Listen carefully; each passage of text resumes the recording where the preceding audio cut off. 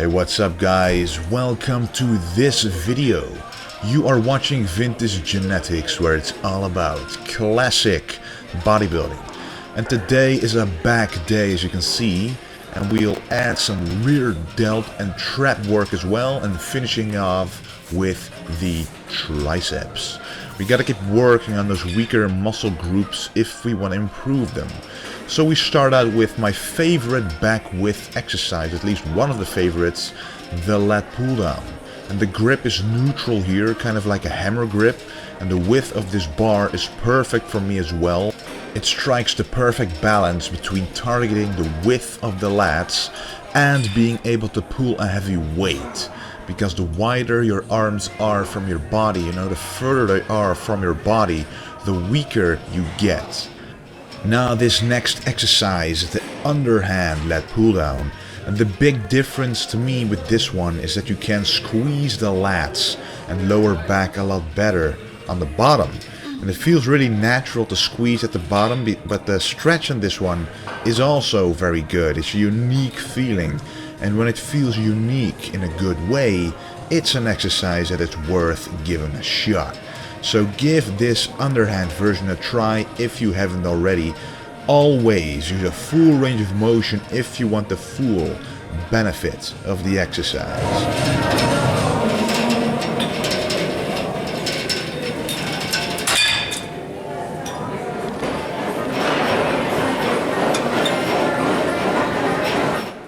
Then the third width, the back width exercise, the VBar Pulldown, or the narrow grip pulldown. And to me this gives the most superior stretch of all. The narrow grip ensures that your lats stretch even further than usual, and you can kind of see it in my back because you are literally able to stretch your arms higher this way as opposed to a regular lat pulldown. So this is a good balance between a width and a thickness exercise, but just make sure to go down far enough so that you squeeze the lats and lower back as well, if you want those thick back muscles.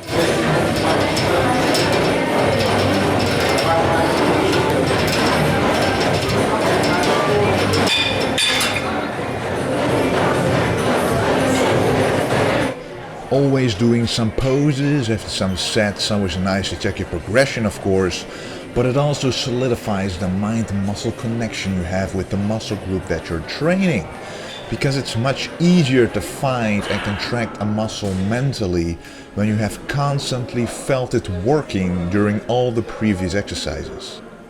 And now that we have done some back width exercises, it's time to build the thickness, starting with the barbell row. And I like to let the bar drop at least below the knees, because if you would stay above the knee, you would be targeting the traps more as opposed to the lower and middle back thickness.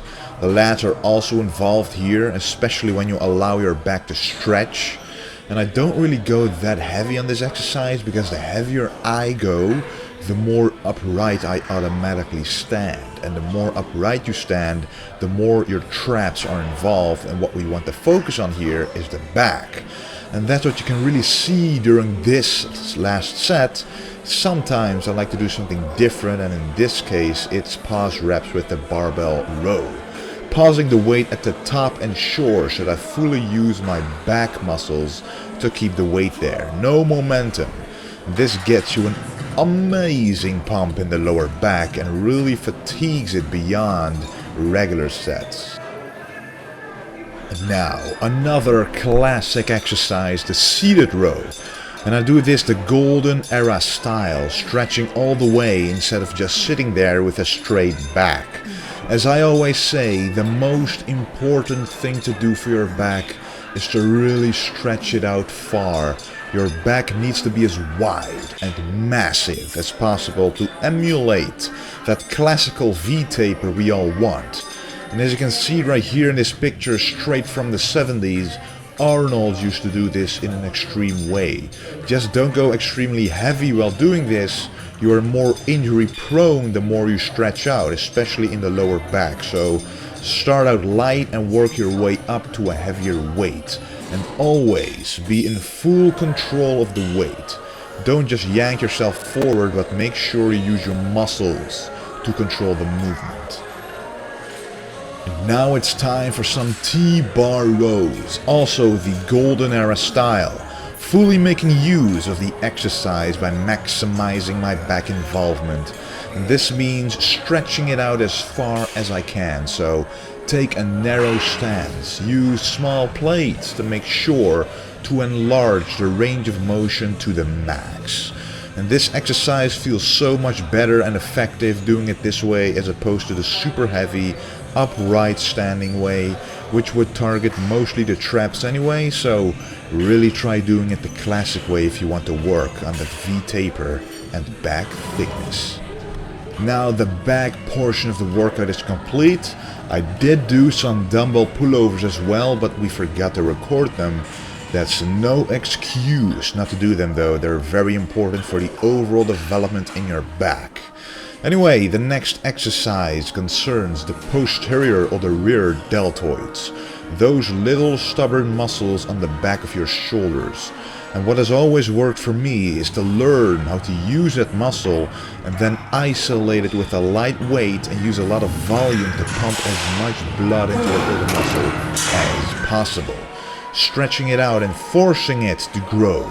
And this is what I do for my side delts as well. It's simple, you cannot use heavy weights on them without involving other muscle groups, which would neglect the effect of the heavy weights anyway.